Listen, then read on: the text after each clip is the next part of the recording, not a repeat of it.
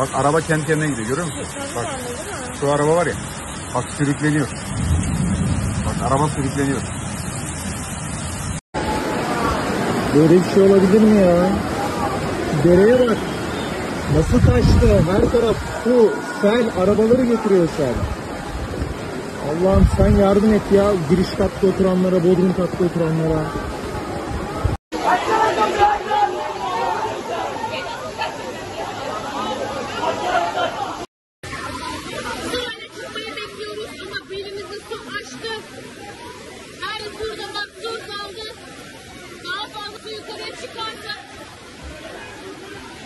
Şöyle bir zincir oluşturdular.